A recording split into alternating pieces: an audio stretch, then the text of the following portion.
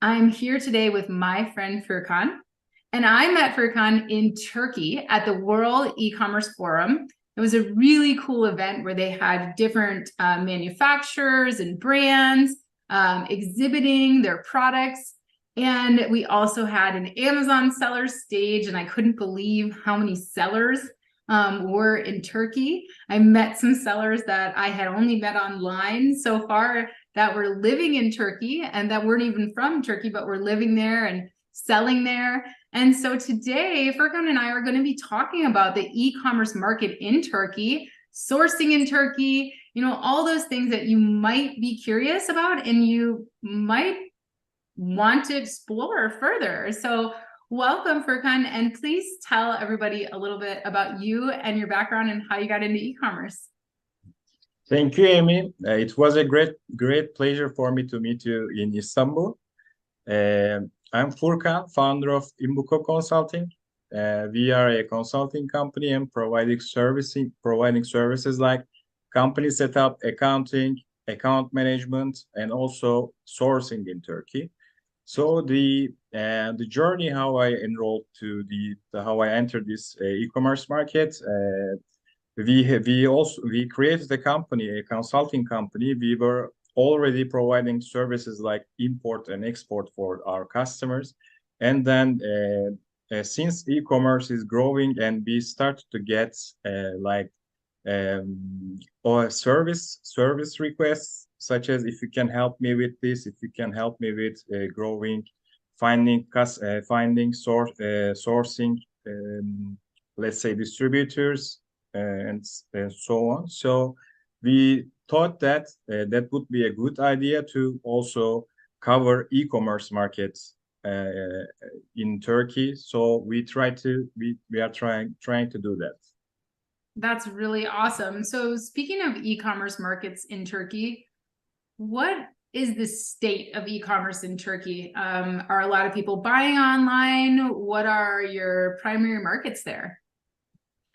Yeah, I would say that e-commerce market in Turkey is rapidly growing. In 2022, the market size were like 40 billion US dollar. So the increase rate was 110% compared to previous year. So it's a really huge increase, especially after COVID. The growing potential is, let's say, double, tripled maybe. And also Turkey have a massive young generation, so people like to buy things online. It's getting more and more common. People are even buying bread online, so it's help like people who are in the e-commerce. In addition to that, I would say that in 2022 there were around 5 billion orders made. So if this number also show that people are really like to buy things online. And when I should talk about the marketplaces in Turkey, everybody knows Amazon for sure. But in Turkey also there are two big players in the market as marketplaces. One is Trendyol, the second one is Hepsiburada. With Amazon, three of them are the biggest ones currently, especially Trendyol is the market leader.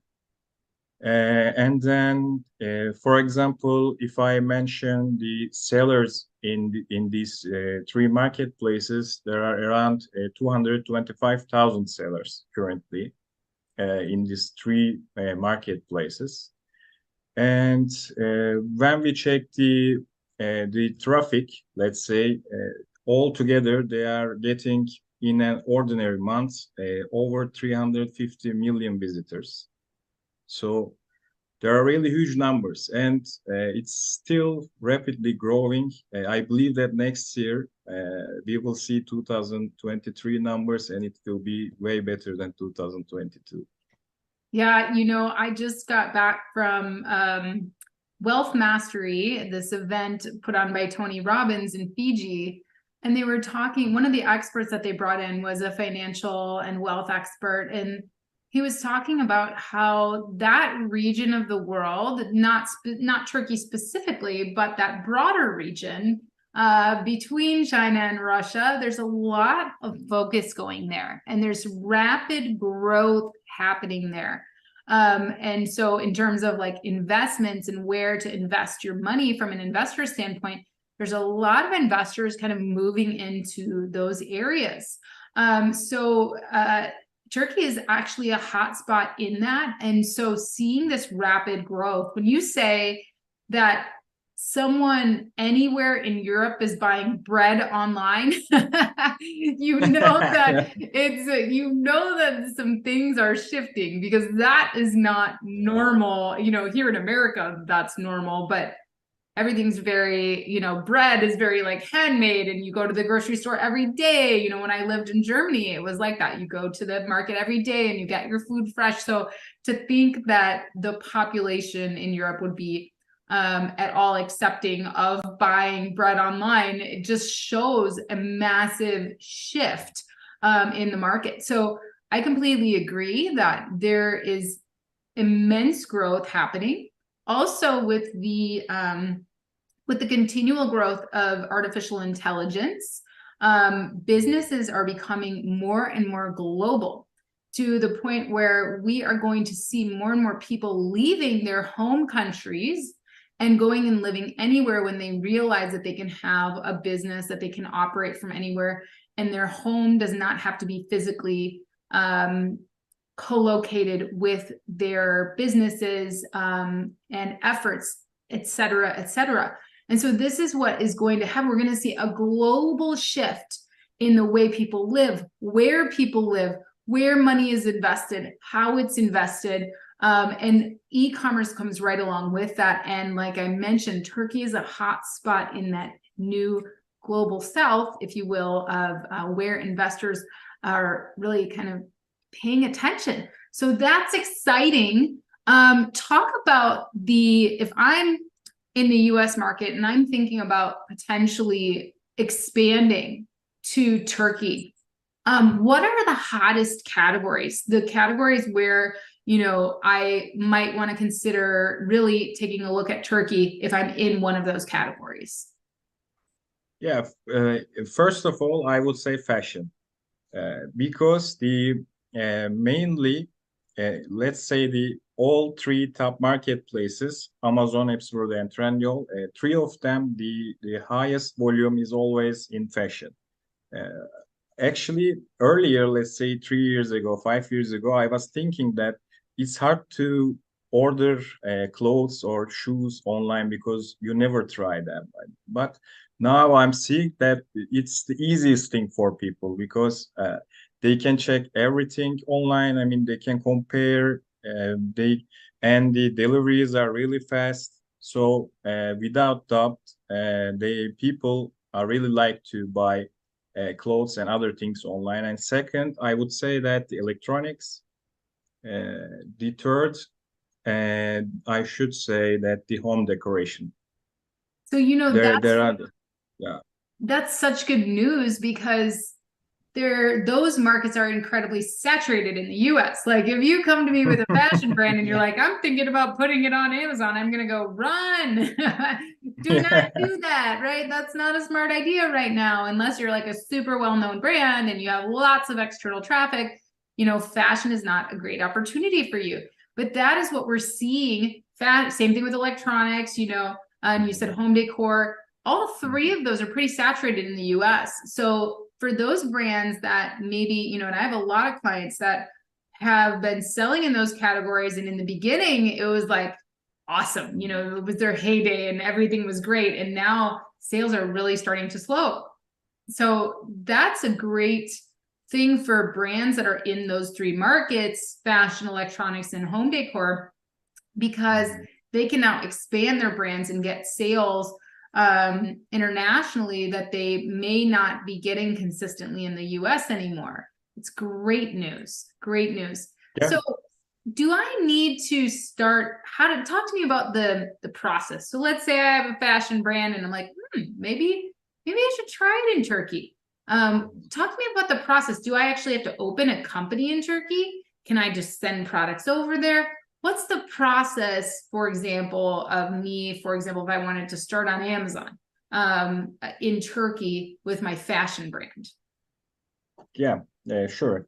You should have a company in Turkey because you need to keep the products in Turkey. Let's say if you are using FBA, so the products will be in Amazon warehouse. So you need to start a company in Turkey. And since you are a foreigner, you need to start an LTD, limited liability, LLC in USA. You need to start a limited liability company. The process is not so complicated. Actually, you just need to bring the passport and a copy of residence document to show where you live. And then before you come, we talk everything. I mean, what kind of a business you would like to do? Will you make import, export, and other details, etc. So we prepare everything, master agreements, and all in all. So we make an appointment from trade registry. So you come here. Let's say in the best scenario 1 day, in the worst scenario 3 days. You come here for to go to trade registry and you need to sign some papers to create your company. After that, everything is set. You open your bank account and then you don't need to be here. Everything else can be organized, can be managed from abroad. So it's not a big deal, actually. Only time, let's say 3 days. Some people think it's too much, too long to create a company. Some people don't care because they come to Turkey, they enjoy the food, they enjoy the other things. So it depends. I mean, what's your expectation? Yeah, for sure. And what about, I mean, that makes sense, and it doesn't seem like it's very complicated compared to some of the other countries that I've seen starting a business in. What about returns?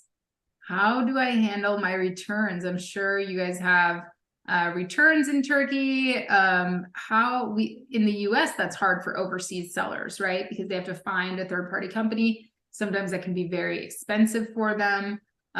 So how are returns handled, or how can they be handled?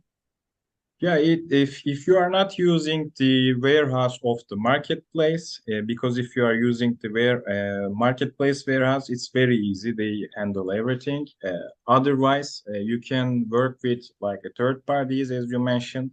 There are many companies here providing 3PL logistics services and other warehousing services.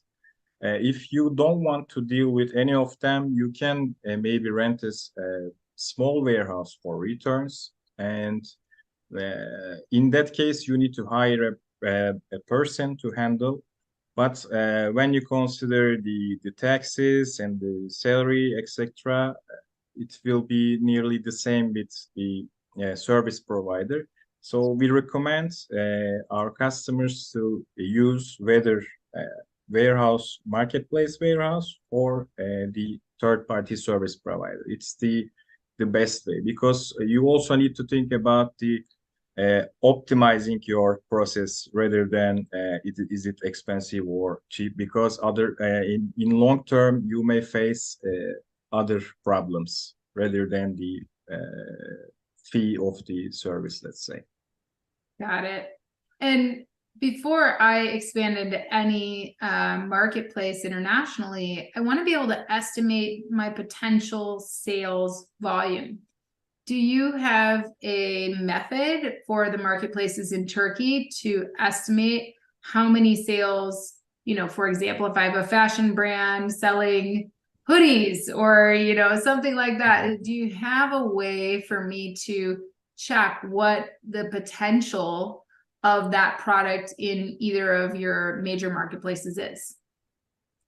Yeah, unfortunately, I would say it's a little bit hard in Turkey compared to US or maybe Europe because there the programs for, let's say, finding the best product in Amazon, etc. You cannot use them in Turkey, and the two marketplaces, Trendyol and Hepsiburada, does not provide you any data about that.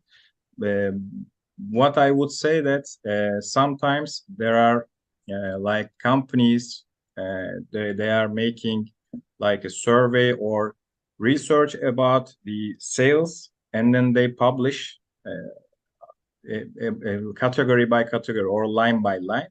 You can check basically to see in your category how the sales are going, and in your line, I mean, what's going currently. So you can check that. Also, it's not too big deal, but it's better. So you can also check the let's say how many people put, let's say, a hoodie to their favorite products.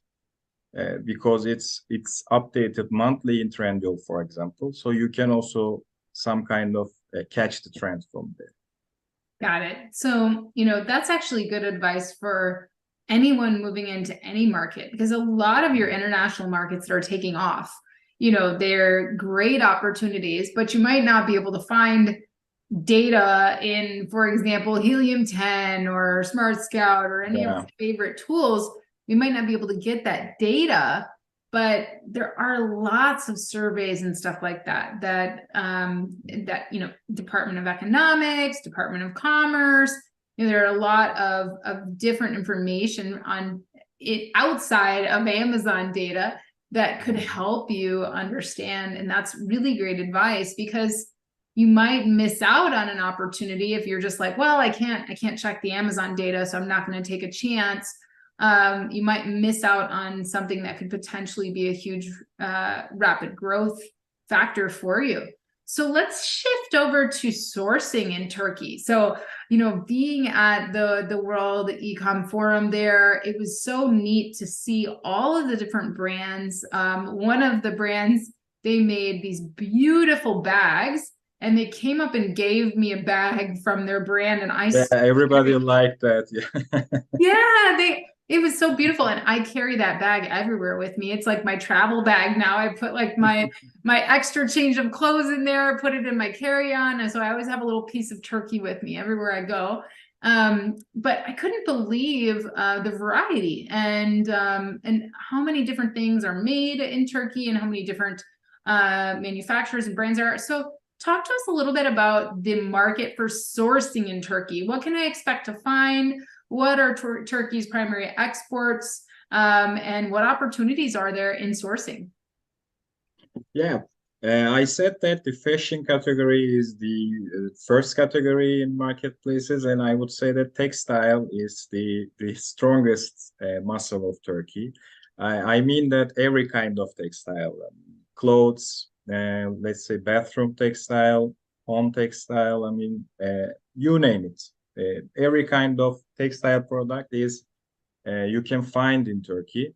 It's as you mentioned, the variety is really good. So and also there are many manufacturers, and they are in the market, let's say, more than 100 years, 80 years, 70 years, because textile was always the first export line, let's say, in Turkey.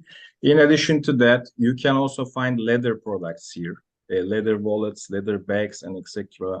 Leather also really common in Turkey. Apart from that, you can find any kind of decoration product, especially for the dining room or your basically for your home, or also kitchenware, kitchen stuff, kitchen decoration. Decoration is very important in Turkey, so you can find many things with the decoration. And finally, I would say that you can also find like accessories for men and women, small stuff to wear, etc. These are the best things you can find in Turkey. And since we are talking about that, I would like to tell you something. Lately, I was also surprised about it. One of our customer came to us and asked about, he wants to find thermal underwear for a manufacturer, but made of merino wool. Merino wool is a very specific wool. The sheep, the merino sheep is living in Spain and Australia only, and there are not many of them, so the supply is really low. He said that I cannot find anywhere. I went there, I go there. I mean, I asked many people, but I couldn't find it. And we checked for him, we searched for him, and I realized that there are two manufacturers in Turkey. They are only producing clothes made of merino wool. And it was really surprising for me. I mean, until that time, I didn't know there is some manufacturer in Turkey specifically working on merino wool, because merino wool is not even in Turkey yet. Yeah. So it's surprising you can find many, many things in Turkey. Yeah. It's always amazing to me, these little hidden gems. Everywhere I go Yeah. in different countries when I'm sourcing, I can't believe, there's always this little corner. And you're right, the merino wool is it's very, very popular. And it's very rare. And its qualities are extremely beneficial in when it comes to clothing and blankets and things like that. So really awesome. I remember you said textiles. When I was in Turkey, I stayed at like an Airbnb, and I remember taking the subway every day to the event and stuff, and just traveling around. And the textile companies were everywhere. Like and maybe it was the part of town I was living in or I was staying in, but there were textile companies everywhere with all different types of fabrics and everything else. So you're right. It's abundant there. You can really find it. So if you guys Yeah. need anything sewn, anything manufactured with textiles, like Turkey's got your back. So Yeah.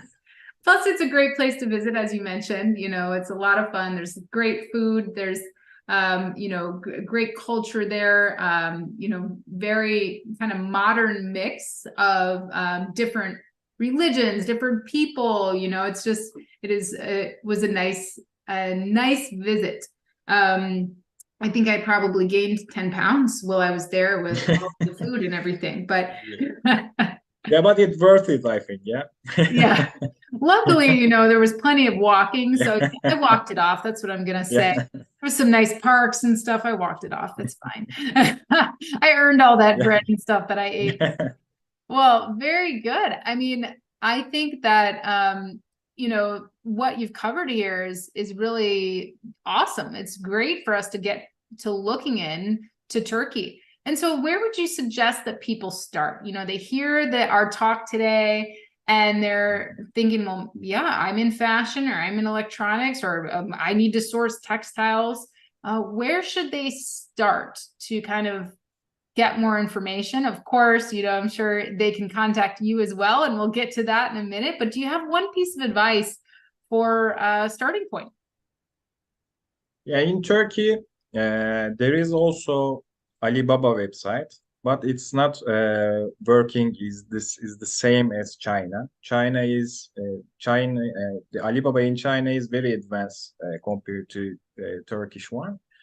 I would always, I always say the customers when they need to check something in Turkey, they should check first. They need to Google it, because here all companies, let's say the ones who wants to make export, the ones who want to be visible, they always take care of their website, so it's easy to find when you Google. Let's say I want to buy a textile product in Turkey or textile manufacturers in Turkey. When you Google something like that, you will see tons of information. But in addition to that, you can also check websites like Turkish Alibaba, etc. There are also some kind of information, but you might not find the updated one, or you might not find what you exactly want. And after you could find some of the manufacturer, let's say, I recommend them to call them. Contact them by calling, not email. Because here people are more likely to talk rather than replying emails. When you send them email, they might not take that offer, that request seriously. So they might not even reply because of spams and other things. So here I understand that the manufacturers or the other people are more likely to talk, especially if you go with a local, or if you can come here by yourself, it's way better. Okay, amazing. Yeah, I would agree. There's a lot of, it's the same way sourcing in Mexico and some of the other countries where the online presence for manufacturing hasn't gotten to the point that China is at yet. And that doesn't mean that they're not just as capable. It doesn't mean that they, don't have, quality products or a vast selection of things that you could source. It's just that the culture there is more of an in-person or personable, person-to-person culture. And it's the same way in Mexico, because people will say, oh, can you just give me we have our trade show in Mexico called Evo Latam, and people will email us all the time, reach out to us from our contact form on our website and say, can you just give me the name of a supplier, the contact of a supplier of this, and then they'll say, well, I emailed or I messaged and I didn't hear anything back. And it is because in that culture, it's very important to, to talk, to build a relationship, to be there in person. And it is actually important in China as well. We're headed to China here shortly. And it is really important, even though a lot of people source remotely from China because that culture has moved forward in that way, and that's possible. Your opportunities open up a lot when you start thinking about like being there in person, or, like you said, making a phone call, building a relationship. So that is really, really great advice for people to get started. So just wrapping us up today, this has been such a wonderful talk and understanding of what opportunities are there in Turkey. Tell us more about your company and how we can get in contact with you to follow up more on starting a business or expanding or finding sourcing in Turkey. Yeah, we provided our services always, let's say the starting point, always the problems. I mean, we see what kind of problems the sellers having in Turkey, especially foreign ones. And then we try to tailor our package accordingly. So as a foreigner, I mean, if you need to enter the Turkish market, you need to start a company here. So we provide a company setup service. And after you have a company, you need to have an accountant to for the tax issues. So we also provide accounting services. After that, in Turkey, as I mentioned, apart from Amazon, you need to sell in 2 other marketplaces to optimize your sales. So you might not be familiar with the other local 2 marketplaces. So in addition to Amazon, we also provide account management service for those 3 marketplaces. Apart from that, you might want to find your manufacturer in Turkey rather than importing your product from other country. We provide also sourcing service in Turkey. So at the end, you will only deal with one person, one company for everything you need in Turkey.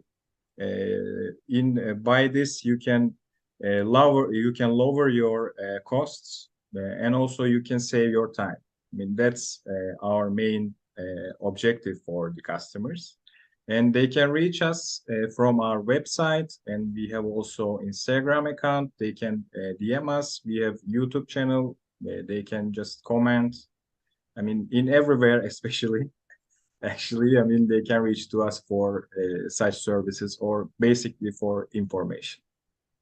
Amazing. So we will add those links to the comments below or to the description of the video here, and people can reach out to you for that.